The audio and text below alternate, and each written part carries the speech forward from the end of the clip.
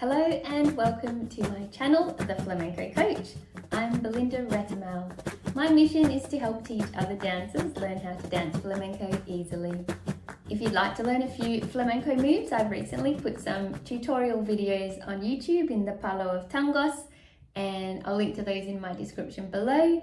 Because today I'm doing another sit down video, this one is going to be a get to know me.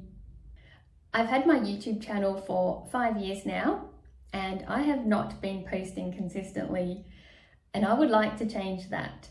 And as part of that, I'm going to let you all know a little bit more about me, the inconsistent poster. I do occasionally get asked a few questions about myself, so I've put together some of the more common ones, and I've thrown in a couple more that I just came up with so that you can get to know me a little bit better. And I would love to also get to know you a little bit better. So if you want to pop in the comments something about yourself, tell me hello and how long you've been dancing flamenco for, or what you would like to know about flamenco, or what your hopes are and plans and dreams are for your flamenco future. I would love to hear it. So let's get to know each other better. Let's get into the questions.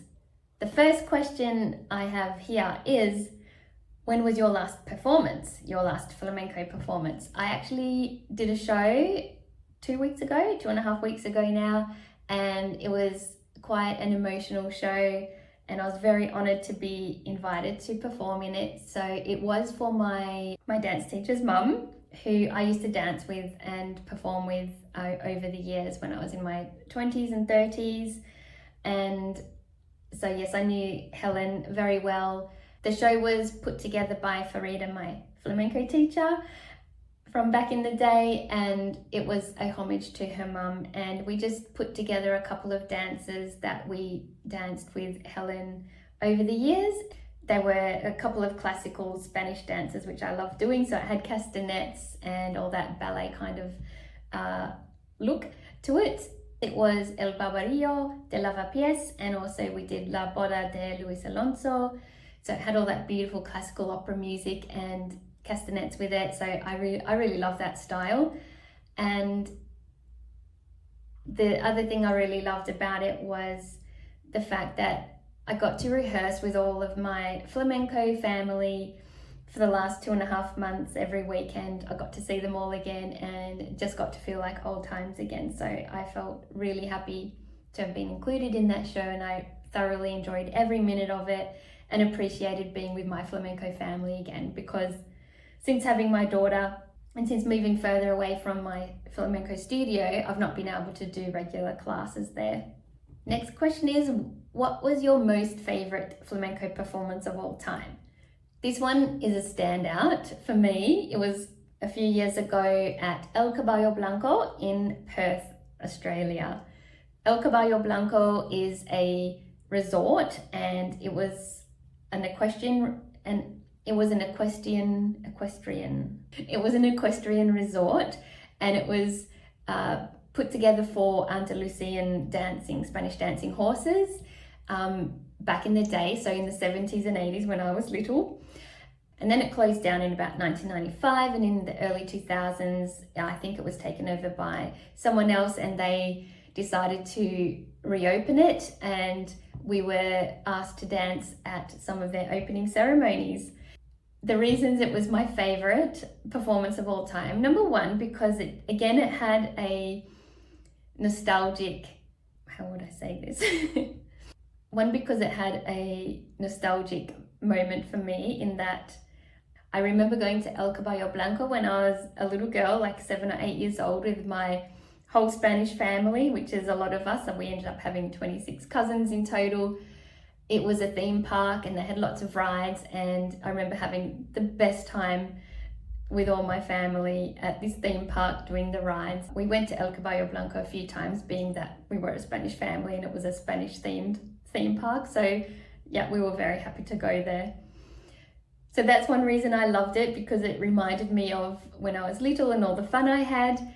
And the other reason is because we got to get driven out to our little stages in the arena on the horse carriage. So to be transported in our flamenco outfits to dance That was so funny and a lot of fun, and I will pop up a video of this moment. Next question, what's your nationality? I am Australian. I was born in Perth, Australia, so that makes me Australian. My mum was born in Fremantle, Australia, and my dad, however, he is not Australian, so he is from Spain. So he was born in Seville, Spain in 1946, and his parents, my nana, she's from Seville, and my granddad was from Morón de la Frontera, which is a little town a few miles out of Seville. And I've lived in Australia my whole life, so I've never learned to speak Spanish fluently. Still working on that, which is also why I'm doing my Learn Spanish series on YouTube, so check that out if you haven't come across that one yet. Question, have I ever been to Spain? Yes, I think 4 times. So I went, first of all, in 1988 with my family. I was 15. So my parents took us 3 kids to Spain. We spent a month there. We landed in Madrid. We rented a car and we drove all the way north to meet my uncle's family from Asturias. Then we drove all the way back down through the Pyrenees and we stopped in Seville, and that's where I got to meet my dad's family, in particular my granddad's brother. That was a highlight for me. He was my granddad's younger brother, but they were always mistaken as twins when they were younger, and they still looked like twins back then. So even though they'd been apart for many years, it was really crazy to meet this man who looked exactly like my own granddad here in Perth. And then I went back in 2001 with my sister and my cousin. Then I went back again a couple of years later with my flamenco family from Perth to study, and then I went back again 4 years later with my mum and dad and sister again, because we went to England for my brother's his wedding. So we went to England for my brother's wedding, and we took the opportunity just to nick across to Spain for a little bit, the 4 of us, and have another family holiday there. And have I ever studied flamenco in Spain? Yes. So I did not study flamenco the first time I went in 88, so that was just a family holiday and I was a teenager. I went back in 2001 specifically to study at Amor de Dios in Madrid and with my sister, so that was nice to have a friend with me to go to classes, because otherwise it would have been very scary walking in to the flamenco classes when I didn't even really speak Spanish properly. And then in 2003 or 4, my flamenco teacher organised a study trip for all of us to go to Granada, and we studied at Carmen de las Cuevas, and that was a whole lot of fun. And by then my Spanish had improved a bit and I managed to mingle with some of the Spanish residents, and that was a lot of fun because yes, I was in my early 30s and we did some clubbing over there. So those are the only 2 times I've studied in Spain, because the next time I went, it was a very short trip. That was for my brother's wedding. There was no time to study then. But I did go to plenty of flamenco shows, so that kind of counts as study. How old are you? Well, now I am 51. I'm on the other side of 50. Whoever thought that would happen? Not me. How do you keep fit? Well, fortunately, I don't have to work at it too hard. I like to eat healthily. I've always eaten healthily. I guess I was born with some good genes, so that helps. But also, I guess being a dancer and going to regular classes, that helps to keep you fit just on its own. These days, I'm too busy doing childcare and whatnot to take runs and things, but I still like going for walks, and I do a tap class once a week, and that is the most fitness I've ever done in my life. That's worse than running. To be tapping for 1 hour,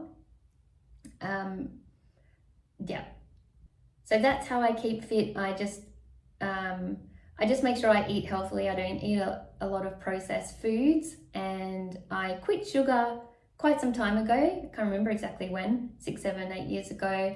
So that probably helps a lot. And I also like to eat organic food mostly. It's always hard to do things 100% of the time, but for the most part, I'll buy organic fruit and vegetables, grass-fed meats, and organic pastas and biscuits or whatever it is, those kinds of things, organic eggs. I like to minimize the intake of pesticides and chemicals into my body. Yeah. And I've done that since my early 30s. So maybe that's helping, I don't know. Next question. What's your favorite food? That's like asking what's your favorite flamenco palo, which I will get to. I just can't pick one. Curries. I like eating curries. I like steak. I like eggs. I like spaghetti bolognese. Any rice dish.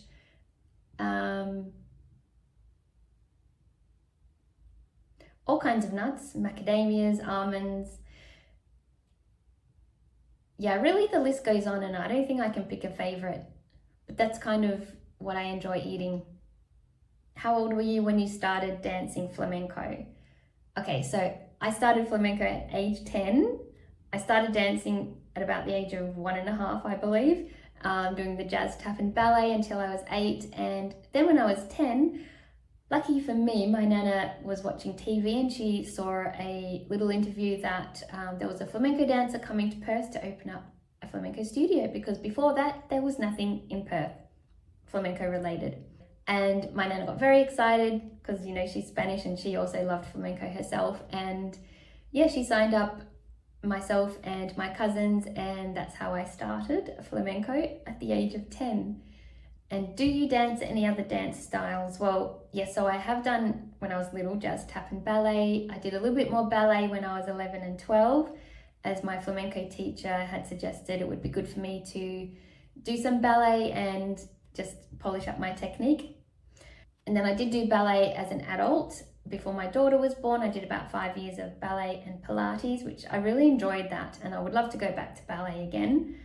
That's on the bucket list. And then recently my daughter goes to a dance studio around the corner and there are adult tap classes there. So I thought, why not join the tap class? I should be good at it because I do flamenco, and while yes, I've been able to pick up the steps and do the footwork, let me tell you, it wasn't easy. And I love the challenge because tap is a very different way of moving your body to flamenco. So flamenco is very grounded and into the floor and strong, whereas tap you need to be loose and floppy and flop your ankles around and be light and all the things. So wow, it's been tricky for me to get that style, and I'm definitely still working on it, and I do look a bit stiff as a board, I think, when I'm doing my tap dancing. So I love the challenge. Have you always taught flamenco, or do you have any other jobs? So no, I definitely haven't always taught flamenco. That is really a recent thing. So my career has mostly been focused on mathematics. So I liked maths a lot when I was in school. I was good at it, so that helps. I did a maths degree, and then from there, I went to be an actuary in Sydney. After a couple of years in Sydney, I did miss my family in Perth and I decided to move back home. So after 4 years, I came back home. It wasn't easy I wasn't able to get actuarial work in Perth because all the major companies, their head offices are located in the eastern states. There was really nothing in Perth. Perth was quite tiny back then in the early 90s or mid 90s. And so I ended up getting work at the Bureau of Statistics. So I was a statistician for a little while. And then when I realized I wasn't really quite enjoying that, I then decided to become a financial planner. So that's what I did next. So I was a financial planner up until my daughter was born. And then I didn't want to go back to 9-to-5 work. So I did some bookkeeping with my auntie who was an accountant, and she needed a bookkeeper. So I did that for a while. Then I went and worked for my dad for a little while doing bookkeeping. That's just when I started my flamenco business. I was kind of doing both for a little while, and then I gave up the bookkeeping to focus solely on my flamenco business online. But having said that, I still do a little bit of bookkeeping here and there for the family business as and when they need it. How many hours a week do you practice flamenco? How many hours I want to practice and how many I actually do practice are very different. I would love to be able to practice every day. Unfortunately, with life, the school runs and helping out my parents with as they're getting older with all of their life admin and whatnot. And then with my online business, there's a lot of computer work as well. I actually don't practice every day, even though I would like to. Maybe that will change one day, I don't know. But currently, it's very fluctuating how much I practice. So sometimes I'll practice a lot and then other times it'll be not at all. But mostly if I have a show or I'm choreographing a dance or putting a new course together, I'll be doing loads of dancing. So I definitely do still dance a lot. It's just not very structured or even. What's your favorite flamenco palo? Okay, this is just like asking me what's my favorite food. There's too many, you can't have just one. There are so many good ones out there. But top of the list would be palos like the Kanya. I love that one. The singing is just gets me right in the heart. I just love it.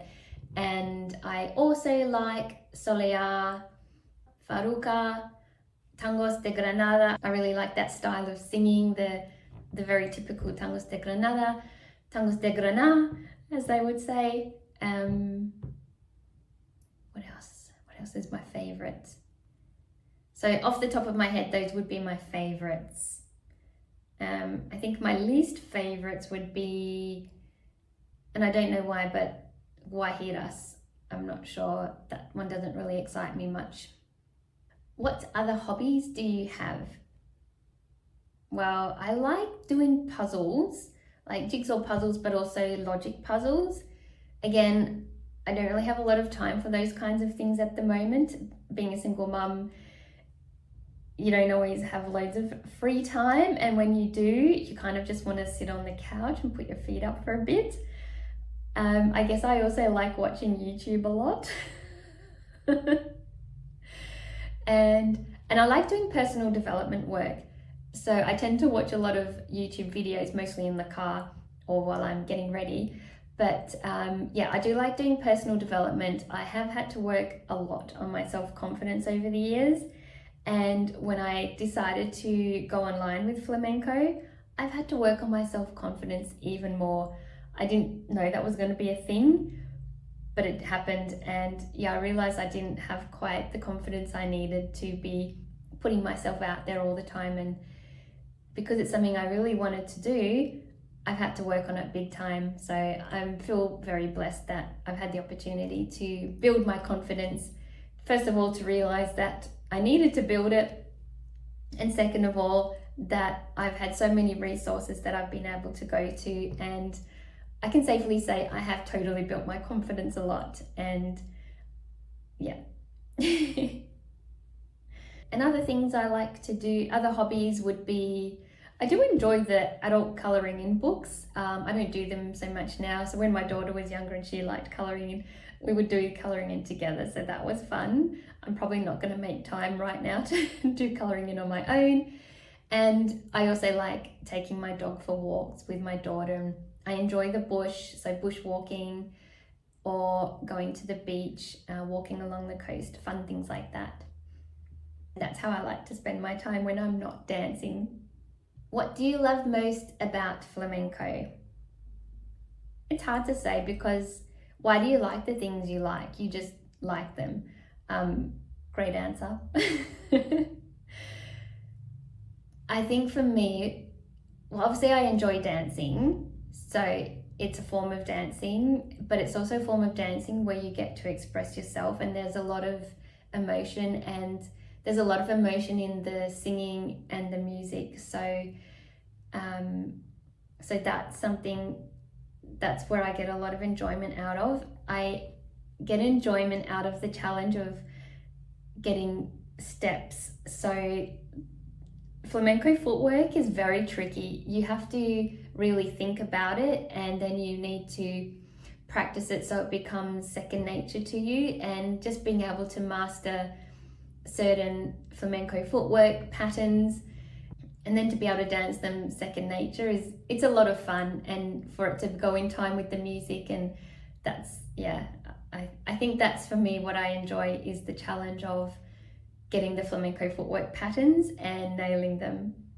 And another part of flamenco that I really enjoy is the bond that you share with everyone who you dance with and who you share the stage with. So all the girls from flamenco class and the guys, although there's more girls than guys usually, yeah, and the bond with your teacher, that is something very special and that you just really don't get anywhere else. And it builds a bond like a family, and you just have so much fun together. You share a lot of your personal struggles with them, as well as your personal bests and all the things. So it's, yeah, very much like a sisterhood, a familyhood. And I count all the girls that I used to dance with at my last studio as flamenco family forever, which is also why I totally enjoyed doing that last performance with all of them. And I look forward to the day when I can get back to seeing them and dancing with them much more regularly. The next question is, what advice would you give to someone just starting out in flamenco? The advice I would give would be to not repeat my mistakes, which was I treated it like a jazz class. So I just learnt steps and put them to the music. So this was back in the 80s. We didn't have the internet.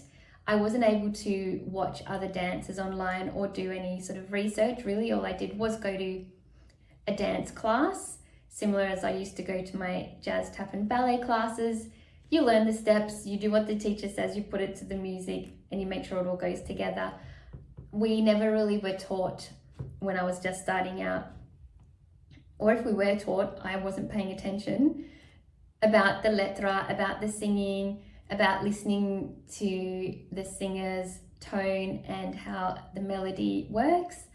So that is my advice, is to pay attention to the singing, the music, the guitar, all of the things. And flamenco is a conversation between the dancer, the singer and the guitarist. So be aware that there is a conversation first of all, and then just keep your ears and eyes out to what the teacher might say about how the steps, the dancing fits in with the singer or the music. This is a skill that's used in every palo of flamenco. It's not just related to one or two. This is how flamenco works, and if you can incorporate that into your learning as you're starting out, you will just be flamenco, feel flamenco, understand it much more quickly from the get-go, and you will achieve your flamenco goals much sooner. What is your favorite flamenco song? Well, again, I have plenty of favorite flamenco songs, but one that I'm currently super in love with and am listening to on repeat a little bit, just quietly in the car and singing along, is Rosa Maria, which is originally sung by Camarón de la Isla, but the one I've been listening to is the one sung by Pedro el Granaíno on Tierra del Talento, which I found on YouTube, no surprise. So I'll link to it in the description below.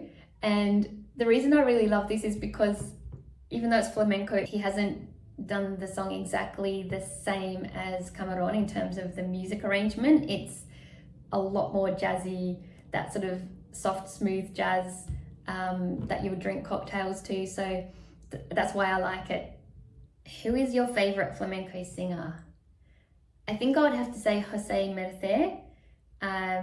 Similar to Pedro el Granaíno, they both have a very nice tone of voice. I just really enjoy that sound. Yeah. So first of all, Jose Mercé, he's got a gorgeous sound. He has a gorgeous tone to his singing. Obviously, he's very famous, and that's the reason why he's very good. And yeah, Pedro el Granaíno, he also has a very beautiful tone to his singing. And of course, we can't forget to ask, who is your favorite flamenco dancer? I probably can't say me, can I? Who would be my favorite flamenco dancer? Once again, it's very hard to have just one favorite flamenco dancer, but one that really stands out for me is Claudia La Debla, and I think she's from Granada, and I'll link to one of her socials down below in the description.